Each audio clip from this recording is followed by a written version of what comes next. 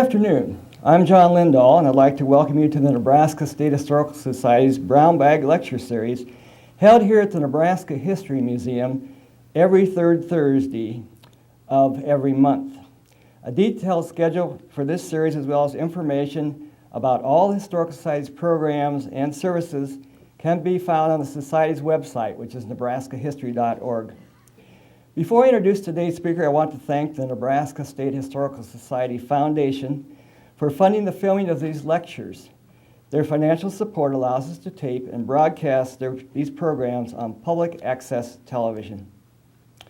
Our speaker today is Vince Goeres, who has volunteered at the Nebraska State Historical Society for 20 years. His passion for aviation began when he learned to fly at 16 and continued through his long career as a banker in his hometown of Lincoln. Along with aviation, his great loves include sailing, bike riding, woodworking, and gardening. Vince has just completed a book titled Wings Over Nebraska, which I'm holding up for all you to see. And it is for sale at the Landmark stores here at the Nebraska History Museum and also the Landmark store at the Nebraska State Capitol. And this is his topic today, the story of aviation in Nebraska, Wings Over Nebraska. Please welcome Vince Goeres.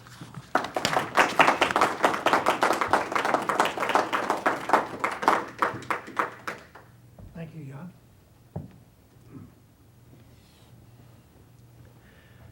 Good morning or afternoon, I guess, by now.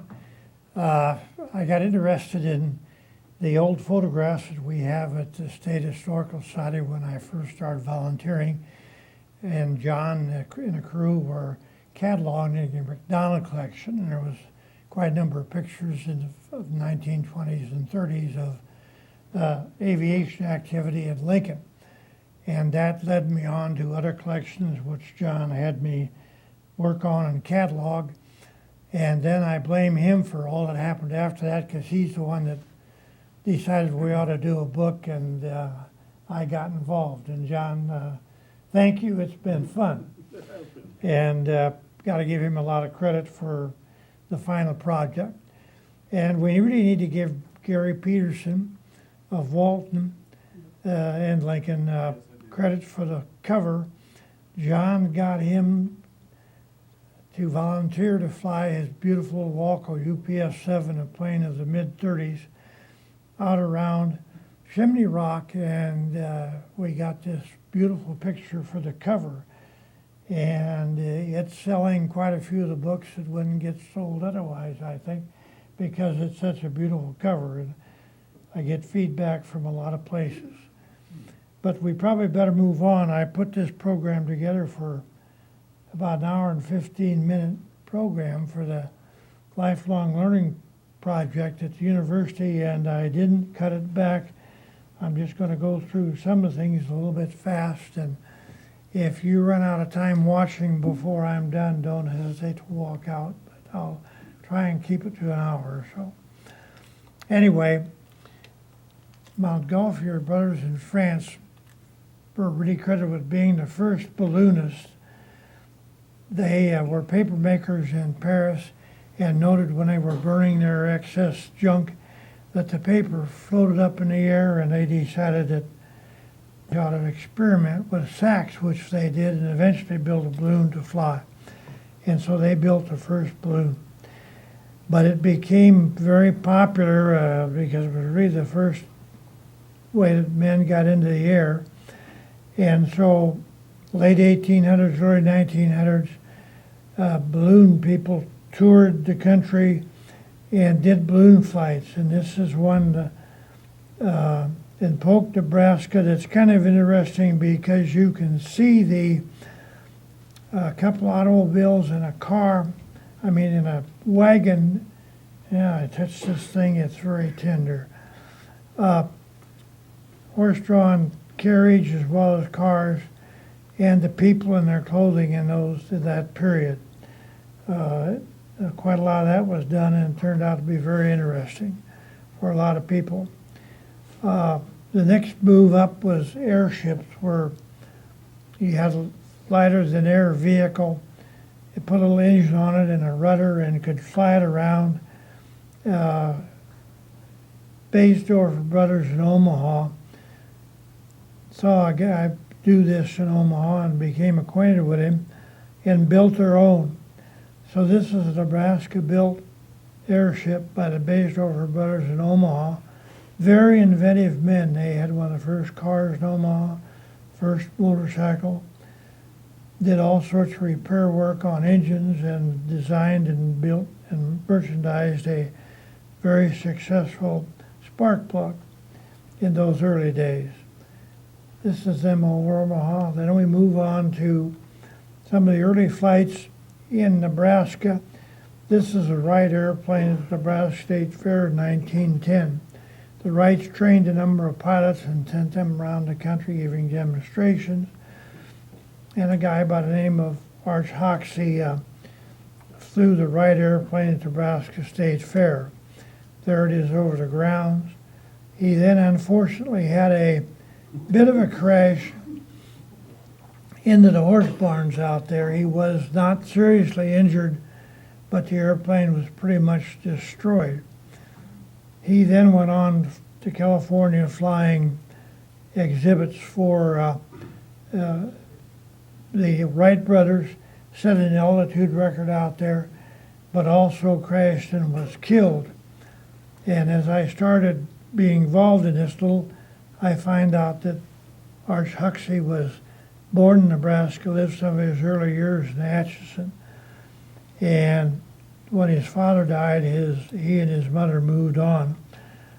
But when he was killed in California, he was cremated and his ashes were brought back to Nebraska to sprinkle on his father's grave. So he had more than this rather tragic, or not really tragic, but disappointing flight here in Nebraska at the State Fair.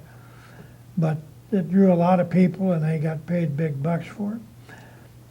The Savage brothers were early Nebraskans interested in aviation, and they built and flew this plane in 1911 after having earlier did gliders. They had, as most of the early pilots had, a problem getting a light enough but powerful enough engine to push their aircrafts around. This one was taken when they were barnstorming in Norfolk. Here they are in front of their airplane. Matt on the left, and he turned out to be their major pilot. They built a number of airplanes which they barnstormed around Nebraska in, and he was tragically killed in Ewing testing one of their new airplanes. And the brothers then gave up flying, and we don't really hear much more about them in aviation after that. The Morrow brothers also were very active at the same time. This is the plane they built in 1911 at Carlton, Nebraska. It didn't quite have the wingspan or enough engine to get it flying. And so while they attempted flying in 1911, they really didn't get in the air until 1912. Here's their next airplane up in 1912. They eventually ended up in Alabama flying exhibitions during the winter. This is a real good picture of what a Curtiss pusher looked like. Engine behind the pilot. Right behind the pilot you'll see a big thing which is the radiator to cool the engine, and engine behind them. And it was not a very good airplane to come to a sudden stop in because you helped stop the engine and wasn't good for your health. Early on, the National Guard in Nebraska got interested in airplanes, and a guy by the name of McMullen from Iowa had his airplane here and flew for the National Guard. They were expected on the weekends and stuff to fly exhibitions to raise enough money to do this because the Guard didn't have a budget for airplanes. But he took several pictures from the air, really kind of a pioneer in aerial photography. That's the Capitol. This is a state pen that he took. Also in Nebraska at the time, Fort Omaha had a balloon school starting in the early 1900s, and expanded real sharply when we got into World War I, because balloons were very important for aerial observation. Most of them, where they're tethered, where they would go up and the balloon would stay in one spot, and the aerialist in the balloon could send reports back to the ground of any enemy activity or layouts of their trenches and that type of thing. And Omaha trained a lot of them. Here's two of them out by Florence Field, North Omaha. This is a little more advanced type with kind of a rudder involved so that they could keep it pointed into the wind rather than kind of spinning around freely. We have a book at the Historical Society that covers a variety of balloons at the time at Fort Omaha.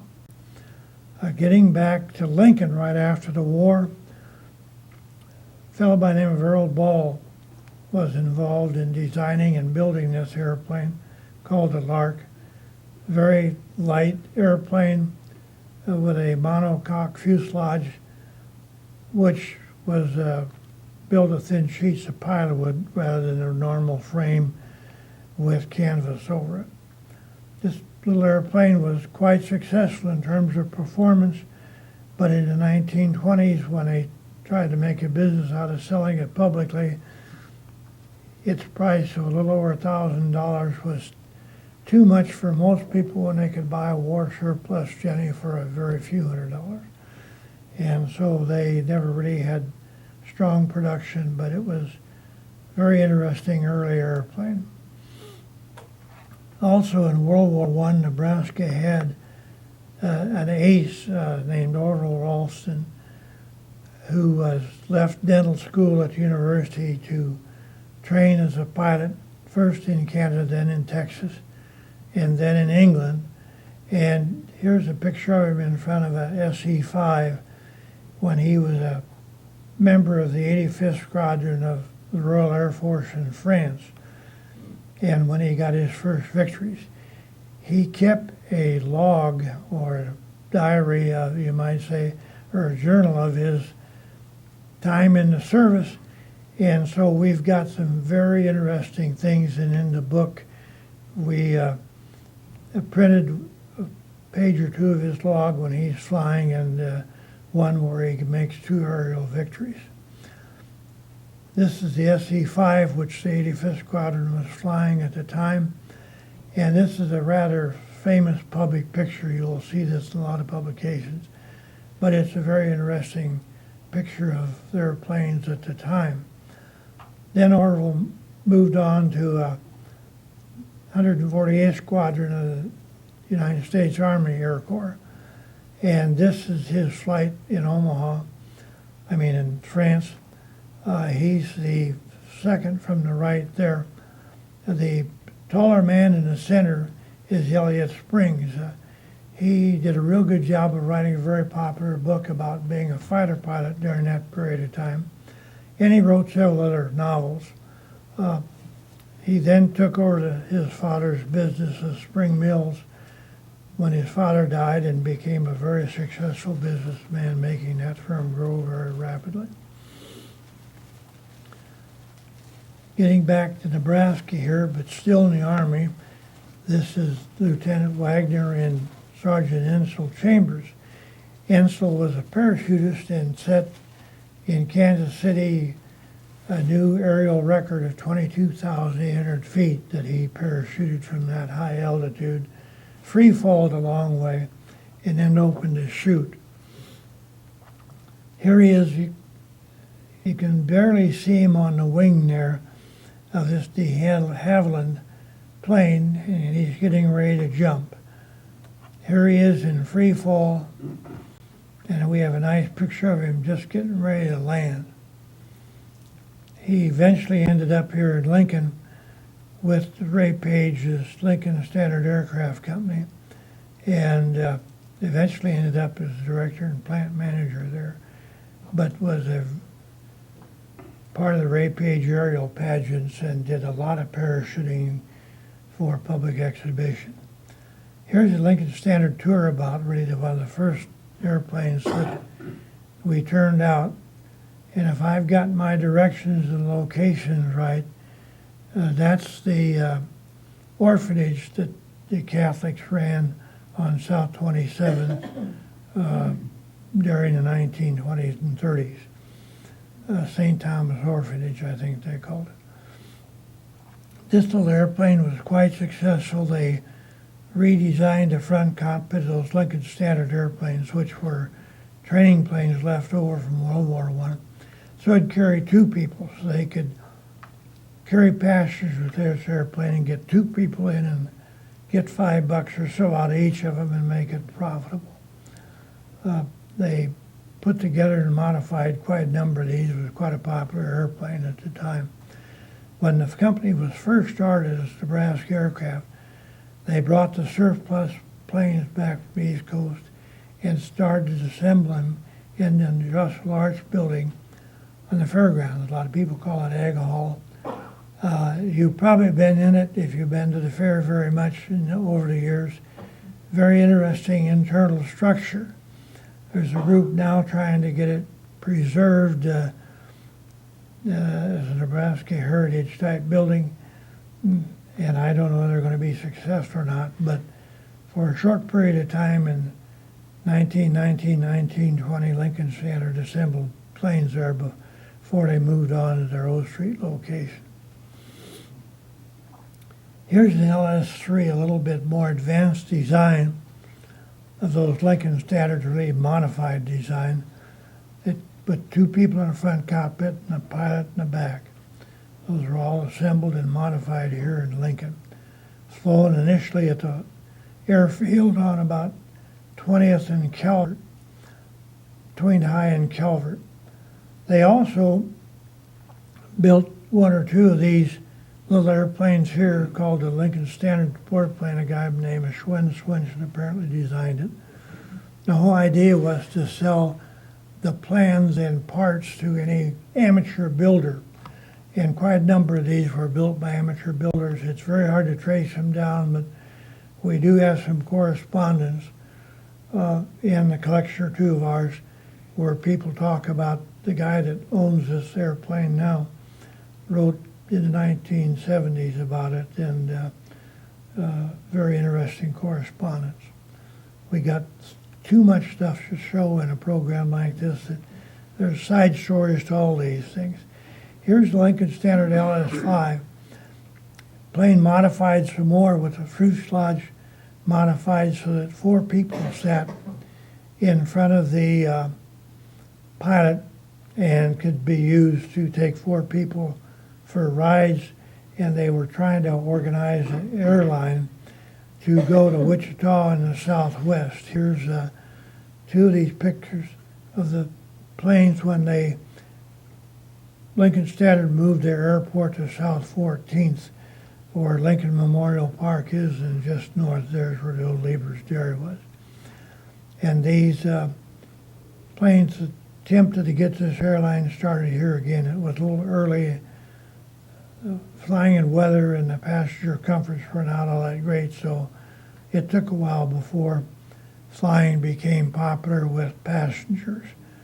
But it became popular for airmail and other things quite shortly thereafter. Here's a Lincoln Page, which is pretty much a copy of a Laird Swallow aircraft that Victor Roos bought the plans up from Wichita, and they modified them somewhat and made this airplane, and it was quite a popular airplane for its day, late 1920s. Here's inside the factory at 24th and O where they're welding up fuselages. Here's Lincoln AP, called an all-purpose plane of the early 30s, which was a pretty attractive airplane, but here again the timing was bad. The 30s killed sales. They also tried to design a little airplane that would be popular for one or two people, and this is a Lincoln Standard Playboy. That's Victor Roos, his wife, at least that's who we think it is, in the cockpit. Here again, the 30s killed the project. just to give you an idea of what they were doing when the Page Aerial Pageant would go out to do the air shows for people. Here's a Lincoln Standard LS-5 with a guy hanging in the cockpit, and basically has just knocked the head off of a man standing near the ground as he flew by. We've got a series of that in the pictures that shows 2 or 3 of them. Part of the Page Aerial Pageant was also this German airplane. Very late in World War I, Fokker designed this D-7 and became a very popular, very good fighter plane towards the end of the war. A number of them came to this country, brought by the Army, and then sold as surplus. Lincoln Standard and one of their pilots ended up with this airplane. Schloniger was his name. They modified it to put a cockpit right under the wing so they could take passengers. And he did a lot of air shows, flew a lot of aerobatics and speed contests, and then they would take people up for rides in it. I eventually threw the mail after Lindbergh left Robertson Aircraft in St. Louis on that St. Louis-Chicago run, and he ended up having seniority number 1 with an American Airlines. Very long-term, very successful pilot. This is the Exarban or Airmail Field in Omaha. The street that shows up right across the lower end of the picture is Center, and the street going off to the northeast is 63rd, if we've got this located right. And that's the airfield hangar that shows up pretty prominently. And in the lower part of the center, just where the strut of the airplane is, the picture is Amundsen's aircraft facility, also a hangar out there. With the advent of a storm that destroyed most of the airplanes and the hangar at Exarban Field, or the Airmail Field, in early July of 1924, the airmail moved over to Fort Cook and used their field until it would move to the new Omaha Airport in 1928, I believe. North Platte was a major stop for the airmail in those early years that flew across Nebraska. This is their hangar in the mid-20s with a Lincoln Standard plane in the foreground. Here's the Exarban Airmail Field with the hangar that the airmail used. And of course, it was all under the post office. All of the people that were involved at the time were post office employees. And this is the DH-5, a de Haviland design from England. And we put Liberty engines in them and flew a lot of them. We had a lot of surplus ones, and so they were used to fly the airmail a great deal. Douglas got in the picture early and designed this beautiful biplane. It also started carrying mail in the mid-20s. Oops, we've got to go back here. This is a Belenka-designed airplane that he and Victor Roos built, tried to get going and for sales in Omaha. Couldn't get the financial backing, so Giuseppe Belenka moved back east and designed a lot of airplanes back there. But this is supposed to be one of the first passenger-carrying enclosed cabins airplanes built in this country. And Belenka was a very successful designer, come up with a lot of airplanes, but unfortunately not at Omaha. Another early Omaha airplane designed and built in Omaha, the Ogden Sport, came out in 1929. Timing was bad, and while a number of them were built and sold, the Great Depression killed them off, and they went out of business. This is kind of going back a little bit to Lindbergh, or this may be Lindbergh, the man just to the left of the man in a white shirt and a Panama hat. We haven't any real proof that it was Lindbergh. Somebody in the 30s wrote on the back of this photo that it was Lindbergh, but we haven't got any proof of it, but we would hope it would be him. If it is, well, it's the only photograph that we know of while the short period he was in Lincoln. He learned to fly here, of course, on the South 20th Field. Later on, he barnstormed a fair amount in 23, 24. This is a picture of him in Illinois that United Airlines published with Bud Gurney. When Lindbergh was here, Bud Gurney was going to high school and working part-time for Lincoln Standard to support himself. He was a 16-year-old kid at the time. But he and Lindbergh got their first ride in an airplane from Otto Tim. They had helped him put the airplane together out the field, and so he took him up. And of course, Lindbergh, you all know about, went on to fly mail and fly the Atlantic and on to a very long career in aviation, somewhat controversial in the late 30s, but a very unusual man. Bud did parachuting, wing walking with him early on, and in the same time became a pilot.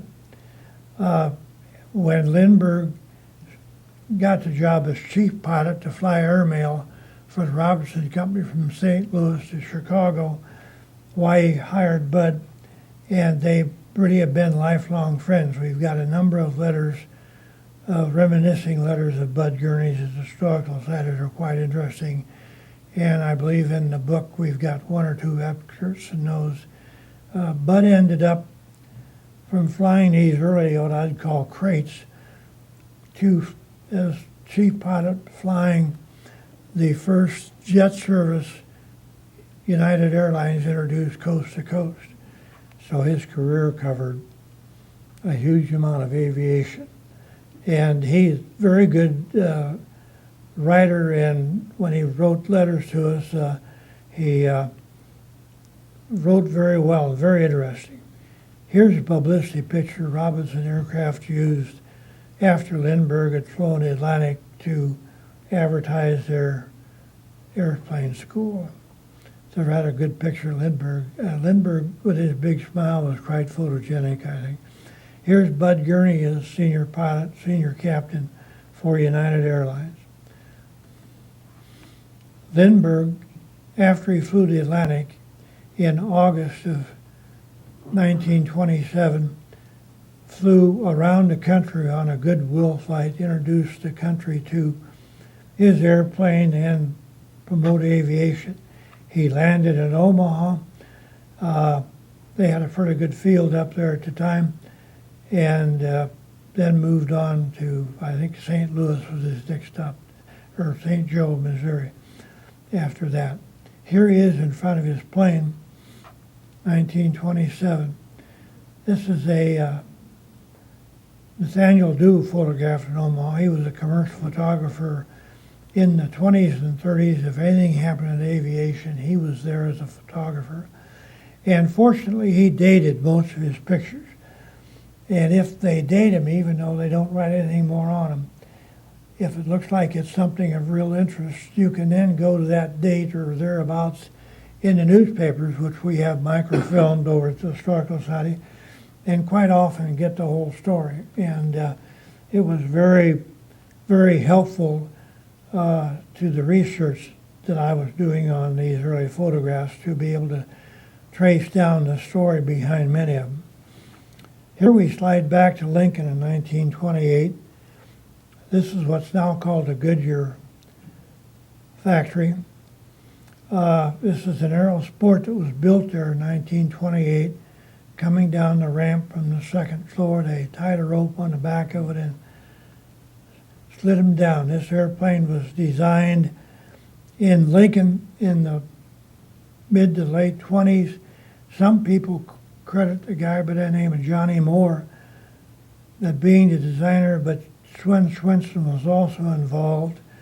And it's a real hard story to pin what the truth is down. We got a lot of people that talk about what their grandfather or their great uncle said about it, but you get a lot of confusing stories, and I would like to have been able to pin this one down better than we have, but couldn't do it. The design involved a little bit later on with a different fin and rudder from what it started out with, but it was a very pretty little airplane. Here it is sitting out at Aero Airport. Here's another view up the front when they had a spinner on the prop. And here's the hangar out at Aero Airport at the time. This is where I learned to fly in 1946, 1947 as a teenager, and I loved it. It was a great experience. It was really at the end of North 48th Street and on a flat piece of ground before you would end all those little lakes out there that were there, that is, before they straightened the channel and did a lot of improvements. It's now part of the city dump. Here's Aero coming by early pass. You could see from the prettiness, at least in my mind, of the airplane and the kind of straight-lined awkwardness of the cars at the time that I think the airplanes of the date were prettier than the cars. But cars help us date things quite a bit, and they're very useful, and we have them in a picture. Here's the inside of the Aero factory where the women are sewing the fabric on the wings that are then doped with a varnish type of paint which tightens and holds the covering on very tightly. And we've got quite a few pictures of inside the factory where it was built. Here's the fuselage before it was covered and assembled with the wings and the engine attached, etc. McDonald took a lot of great pictures there. They went on to design in the early 30s the Aero Sport V8. This was using a Ford V8 engine in it rather than an aircraft engine, because they could buy Ford engines in numbers from Ford that were about a tenth of what an aircraft engine would cost. And the whole idea, somewhat purported by a government program at the time, was to come up with a inexpensive airplane, and engines being a big cost of the airplane, having a reasonably priced engine that was going to be, they hoped, a good deal. And here's a picture of the Lincoln Auto and Airplane School and the Lincoln Aircraft Company. The two separate corporations, Lincoln Auto and Airplane School, started out with E.J. Size ahead of it as the Lincoln Auto and Tractor School in the early 1920s. Lincoln Aircraft Company was always a separate corporation and doing business on their own, but they were all in the same building down there. Later on, as Lincoln Standard was gone, here's Lincoln Airplane and Flying School in the early 20s, or late 20s, early 30s. They turned out lots of pilots and mechanics, especially as we started approaching World War II. Here's their facility at the first Lincoln Municipal Airport, out where our current municipal airport is now, with administration building and hangar, and this is Lincoln Airplane Flying School's airplanes lined up in front of the hangar. In the mid-30s, the Lincoln Airplane Flying School moved over to Union Airport, which had originally been started by the Seidels. They built the original first hangar, the one with the doors open there, and Sias eventually took over the operation for his Lincoln Airplane and Flying School. This is the Piper Cub flying over the field, probably in the mid to late 20s. Here's a picture of the field in the late 20s, in the early 40s. I had a real hard time. This picture had nothing on it to identify it on it, except the name of the photographer. And showed it to an old Lincoln pilot, one of the operators out at Union Airport at the time. And I thought maybe it was flying by the Flying Farmers Association, but it turns out that this is a football Saturday. And a lot of people flew in, and if you watch even today. Now you can watch small airplanes arriving in the morning of a football game and going home if it's an early afternoon football game after the game. And some of these pictures were hard to get an answer to, but we finally did. Jump back to Omaha again. Never have figured out how to sequence these things between what happened in Lincoln and Omaha and oops, I hit the wrong one. Timing-wise, this is back in 1924 when the armies around the world planes landed at Omaha on their way back to Seattle, completing a round-world trip. 4 of them started, 2 of them completed the flight. They flew these Douglas planes that were specially modified for the round-the-world flight. They also had floats with them so they could fly where they had to land on water, and it was a very famous, very successful trip by the Army to publicize Army Air Corps Aviation. And they had to use all these kind of stunts over the years to get enough money out of Congress to keep going. And everybody knows how that is. It's never enough money to go around, or we spend money we shouldn't have. But the Army was, and still does, fly the Blue Angels around the country to attract support. This is a French Breck aircraft called the Urn that was part of an exhibition, Sterling exhibition. They took this plane to New Guinea, had floats for it, and they were going to explore the back areas of New Guinea, which have been very much unexplored, even back in the 20s. It wasn't too successful an operation.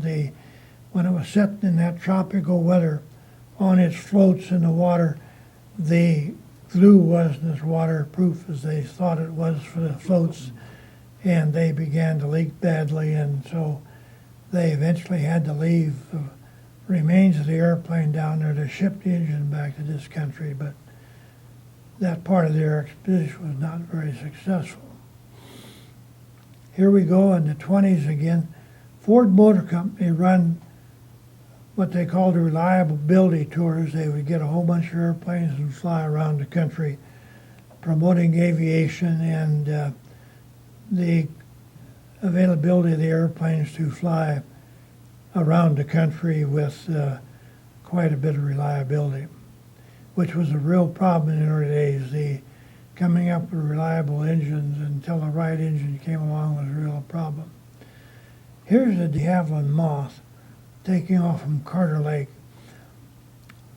This is a float plane, and it had wheels on it, so it could really be an amphibian.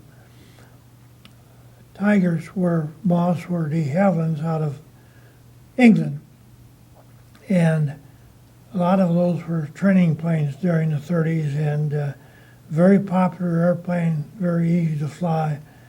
And the owner of this plane used it to fly sportsmen to out-of-the-way lakes and things in northern Minnesota and Canada, and apparently did very well by it.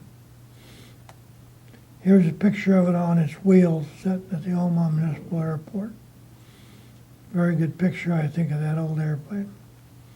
If you like pictures of old airplanes, I just go wild when I go through these collections. I had a horrible hard time skinning it down to a couple hundred airplane pictures. Here's an Army dirigible, 1924, that flew into Fort Crook in Omaha. In the process of trying to avoid one of our summer thunderstorm fronts that's come through, the airplane was damaged, or the airship was damaged and beyond repair, and so they grounded it in Omaha. Moving up a little to the 1930s, the Omaha Air Show, this is the Lockheed Cyrus, owned by Shell Oil Company, and one of the pilots was a guy by the name of McCready. It's misspelled there, it's one word. But he was an early pilot, set some altitude records in early 1920s for the Army, flew their first crop dusting experiment in 1924, and he was flying through Omaha. Duell got a real good picture of the plane. This is the very same design of the airplane that Lindbergh and his wife flew from here to Japan and into China and then around Europe, with floats on it, of course. But it was a very good airplane. Lockheed designed some very good airplanes early on. This is a monopup advertising the Amos and Andy show that was going to be at Orpheum. And those of you that are beyond your teenage years will remember the 30s that Amos and Andy was a very popular radio show. And they undoubtedly toured the country doing their broadcasts from different towns. And this was when they were in Omaha. Also early on, this Ogden Osprey was in Omaha. And I didn't know anything about the airplane other than the name was on the picture. But it was a very pretty early tri-motor.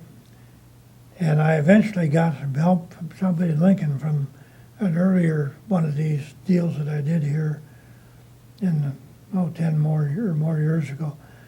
And one of the men in the audience found it on the internet and sent me all information, and I'm very thankful to him. This plane at the time was on a kind of an air race around the country that was limited to airplanes that were using that particular engine, the Cyrus engine.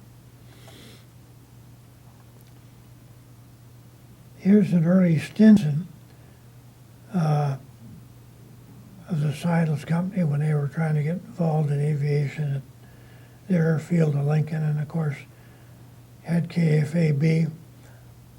And a fellow by the name of Sergeant Hayes, at times he shows up as a Captain Hayes in these photographs. This is in Omaha at the American Legion Airport, 1929. But it's a real good picture of the Stinson, which was one of the real successful early airplane designers.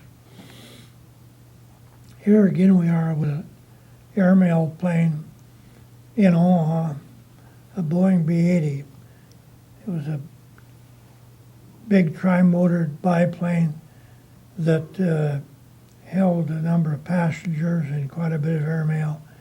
One of the planes that used the first stewardesses that the United introduced at the time. Another Omaha-built airplane. When we looked at that exorbitant airmail field earlier, we have a pretty good picture of the hangar out there where this was built.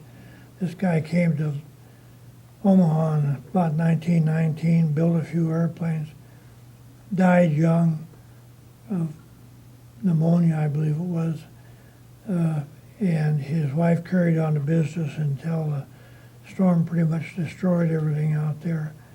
This plane was fairly popular around Omaha at the time and could carry 4 people in those 2 front cockpits, pilot and the rear cockpit. Here's a picture of their factory out at Airmail Field. Omaha air races in the early 30s were quite interesting. They had a lot of air shows, did a lot of aerobatic stunt flying, but also held races. This is Omaha pilot. There was one across the river in Loveland, Iowa, and one up at Fort Calhoun. And they would fly that triangle any number of times in their air races. At the same time, in the 1931 air show, the first autogyro showed up in Omaha and created quite a sensation because of its short takeoff and short landing run. The blades on top of the airplane were not motorized. As the front engine moved the airplane forward through the air, those things started spinning and created the lift that got them off the ground and got them back down again. This is a pretty nice little picture of a Boeing Army pursuit plane, the P-12, landing in Omaha at the air show. Here again, one of those that I just couldn't resist putting in. Here's a Ford Trimotor at the 31 show. It was really the first very popular trimotor. A guy by the name of Stout designed it, kind of stealing some of the concepts from Fokker, who had designed a successful early trimotor. And then Henry Ford, which wanted to get involved in aviation, started building them, and it ended pretty much with the production ended of this plane and didn't get going again, the Ford Motor Company, until they started building B-24s during World War II. Women got involved in aviation quite early. This woman, shown in the pilot's cockpit of a Lincoln Page, learned to fly in Norfolk, Nebraska.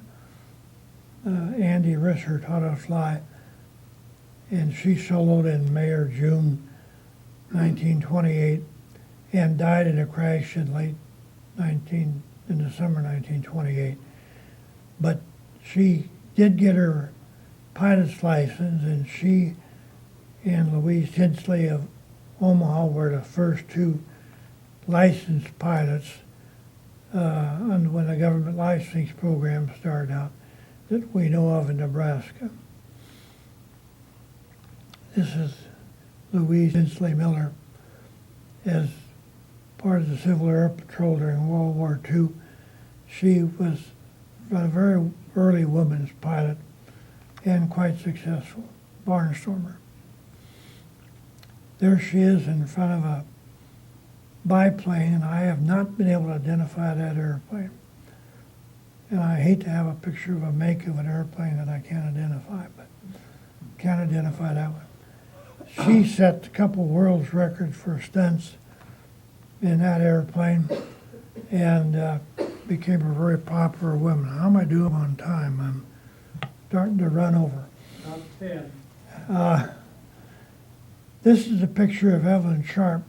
She learned to fly in the early 30s, came down to Lincoln in the 38 or 39 and got her commercial license, the first woman in Nebraska to get a commercial license and the youngest woman on record at the time to get a commercial license. She started flying when she was 16, very early on.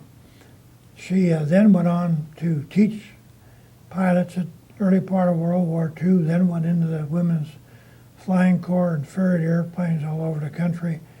Was killed in 1944 when she was taking off in Pennsylvania, a Lockheed P-38, one of our advanced fighter planes. Apparently had engine failure and it went down and she was killed at a very early age, unfortunately. Here's another picture with her dog, which quite often flew with her. She was quite a successful young woman. Here's another woman in the early days. Dorothy learned to fly in the 30s, became a parachutist, learned to pack airships, participated in a lot of air shows, and eventually became a parachute instructor and run schools for people to learn to pack parachutes. And she continued doing the stunt flying and parachute jumping. Her back very badly in, I think it was the early 60s, and retired to Bridgeport, Nebraska. And she gave us a collection of a lot of her pictures. This is World War II again. We had a lot of airports in Nebraska that were the Army built for training, and this was over the Sand Hills, 47. Here's a bunch of them towing Waco gliders over the Jones Ranch in northwest Nebraska. And they would let them go, they would land in the field, and not only were the pilots learning, but they were a fragile airplane and no engine, of course. And so quite a few were damaged on landing. This one lost a wing. You can see a few others sitting in the background there that had landed. Here's more of them on this meadow at the Jones Ranch that were towed over and landed while the pilots were receiving instruction. We unfortunately, probably because of World War II security, don't really have many pictures of the flying activities on these fields during that period of time. We've got pictures of the barracks and stuff on our buildings, but they flew fighter planes and bombers for training all over Nebraska, put crews together who then left here to fly overseas. And we wish we had better pictures of those, or at least I do.